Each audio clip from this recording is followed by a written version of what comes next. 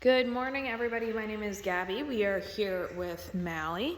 This is her first week at Best Paw Forward. She is a part of our board and train program here.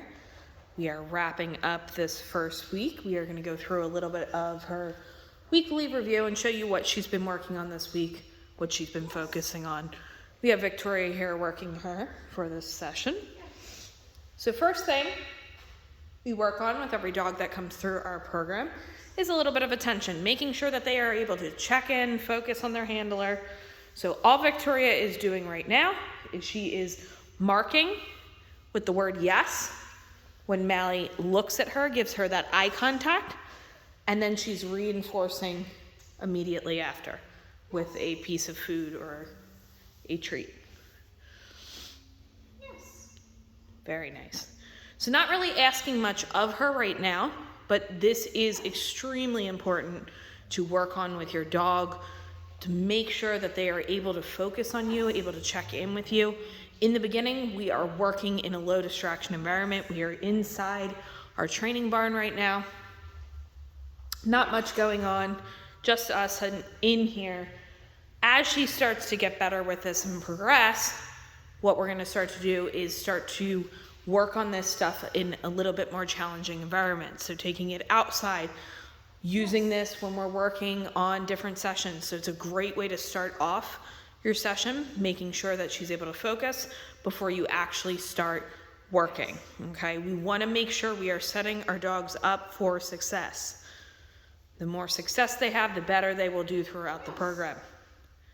Very nice. So that's why we like to start a little bit easier and then gradually work our way up in difficulty. So once she's doing well with that, which she is, very nice, Sit. we're gonna work a little bit on basics. So sits, downs. Down. Yes. Very nice. Girl. Stay. We ask for that stay. You can see her actually move her hip over, get a little bit more comfortable, very nice. Take a couple steps back. Free. Couple steps to the side, and then we can reinforce. We use the word free to let her know she can get up and walk around. Sit. She's able to sit on a verbal. Good girl. Very nice.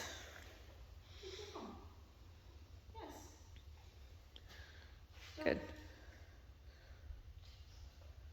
Yes. Good girl. So we did have a food lure that time to go into that down. Let's see if we can do it without. Free. Sit. Down.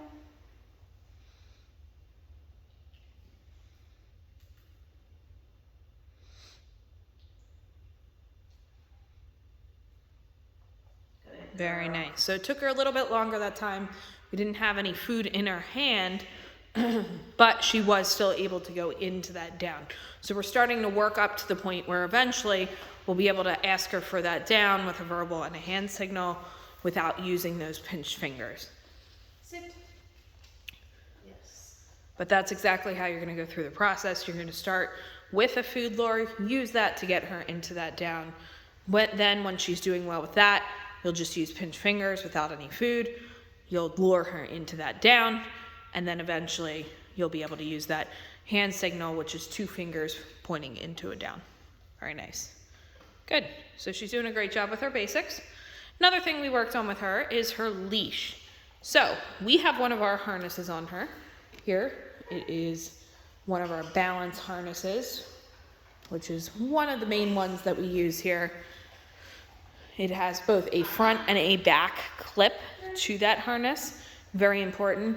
We use that front clip for our leash. We can use that back clip for recall. But when we do leash, we want it on the front because it actually helps in preventing some of that pulling. Now, same thing with everything else that we do. We want to start in low distraction and work our way up. So we are starting off inside the barn in a low distraction. We are walking back and forth a very short distance, only about 20 to 40 feet back and forth. We are reinforcing at a high rate in the beginning. As she starts to get better with this, then we start to phase out that food, okay? So in the beginning, we might be reinforcing every 2 to 3 steps. and then eventually every 3 to 5, every 5 to 7, until we get to the point where we are able to randomly reinforce her.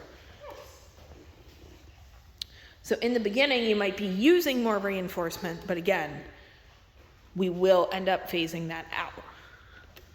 Good. Very nice. She's able to make those turns without any leash pressure. That's great. Most important thing with leash, we want to make sure we are not continuing to move forward if the dog is pulling. If we continue to move forward, then they start to learn that that is how they get to where they want to go. And we do not want them to learn that. We want them to learn that they can get where they want to go, but they have to do so appropriately. Very nice. Making those turns. You can see that nice slack, that nice J shape in that leash. Exactly what we want to see. Now, she doesn't have to be directly next to us the entire time during the walk. She can be a little bit ahead, she can be a little bit behind, as long as she is not pulling. Also, when we get outside, very important, let your dog sniff around. It's great for them. They can actually tire themselves out a little bit more because they're using their nose. Good. As long as they're not pulling you over to the grass. Very nice. But she's doing an excellent job wrapping up her first week here. There, you can see she does try to go behind a little bit. You want to make sure you're using that leash to prevent her from doing so. We don't want her to learn that she can crisscross behind, crisscross in front, because that can actually be a safety hazard for both you and the dog. Okay, so we don't care which side you walk your dog on.